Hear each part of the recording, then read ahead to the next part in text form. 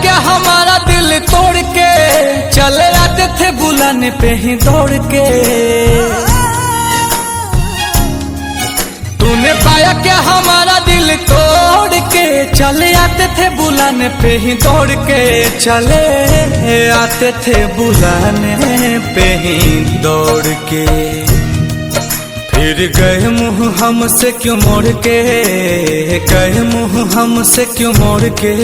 गए आखिरी निशानी जो तू छोड़ के।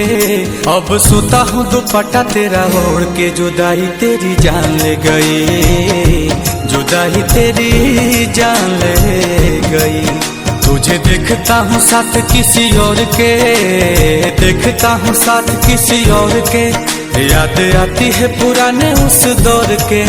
अब सोता हूँ दुपट्टा तेरा ओढ़ के। जुदाई तेरी जान ले गई, जुदाई तेरी जान ले गई। जब देखता हूँ साथ किसी और के।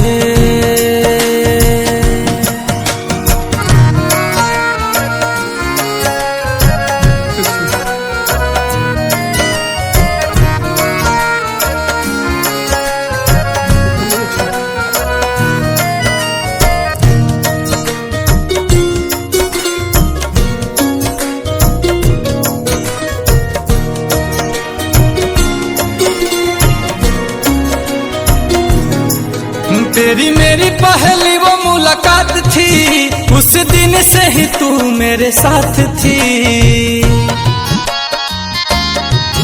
तेरी मेरी पहली वो मुलाकात थी, उस दिन से ही तू मेरे साथ थी। उस दिन से ही तू मेरे साथ थी।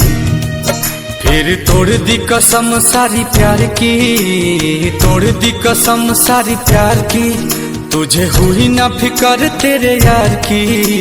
अब हद हो गई है इंतजार की। जुदाई तेरी जान ले गई, जुदाई तेरी जान ले गई। गए आखिरी निशानी जो तू छोड़ के, आखिरी निशानी जो तू छोड़ के। फिर गए क्यों हमसे मुंह मोड़ के। अब सोता हूँ दुपट्टा वहीं ओढ़ के। जुदाई तेरी जान ले गई, जुदाई तेरी जान ले गई।